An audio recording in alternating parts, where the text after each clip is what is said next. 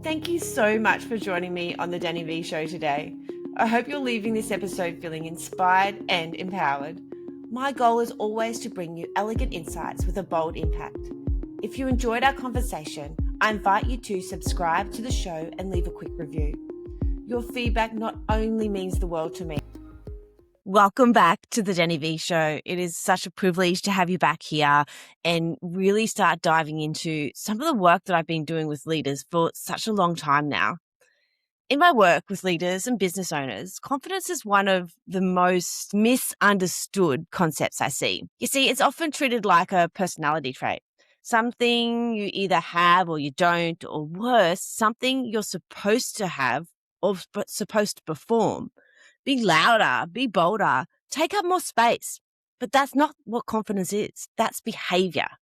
Real confidence is much quieter than that. It shows up in how you respond under pressure, how you make decisions when there's uncertainty, and how much you trust yourself when no one's giving you immediate feedback.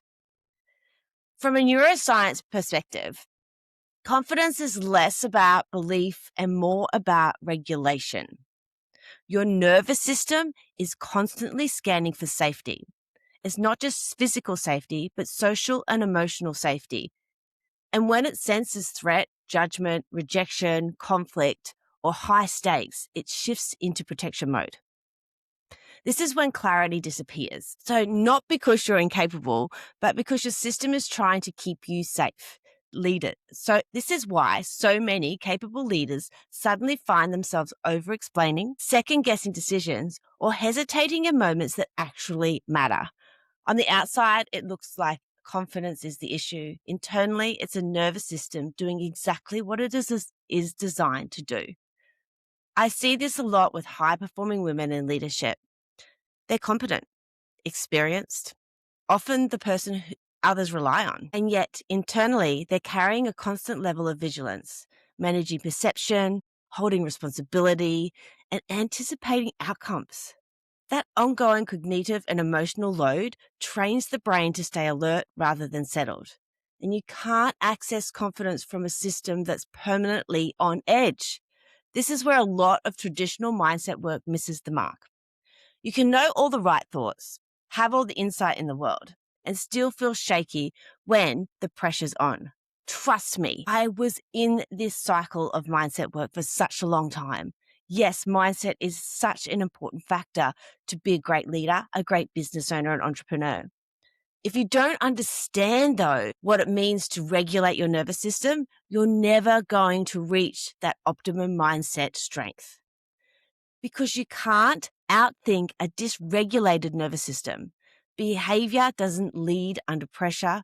Physiology does. The leaders who tend to trust more aren't reactive. And I've said this so many times before. They don't rush to feel silence or prove certainty. They hold that space.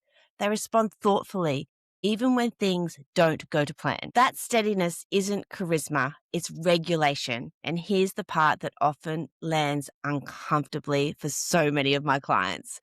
Confidence doesn't come from certainty, it comes from capacity. What can you hold right now? It is the capacity to stay present with something that feels uncomfortable, to make decisions without needing immediate reassurance, to tolerate not being liked or understood in the moment without abandoning yourself. That capacity isn't built through motivation or hype. It's built through awareness, repetition, and learning how you personally respond when the stakes are real. The discipline for that repetition, for knowing what it is to hold space and know that you can make the decision without fearing failure. So, if your confidence feels inconsistent, strong one day, shaky the next, that's not a character flaw. It's information for you to learn from. It's your nervous system telling you where it needs more support, not more pressure. And that's a very different conversation about leadership than most people are having. I care so deeply about this work because I see what happens when capable leaders stop trusting themselves. They don't burn out because they're weak. They burn out because they're carrying too much internally and calling it leadership. They're holding it all in. If this episode gave you language for something you've been feeling or helped you to see your own confidence differently, I'd love you to share it with someone who's quietly holding way too much right now. And if this podcast is genuinely supporting how you lead and how you think, leave a 5-star rating because this helps other people reach these conversations. Until next time, grow in your leadership. Know that you can regulate your nervous system with the right support, guidance, and help. See you next time.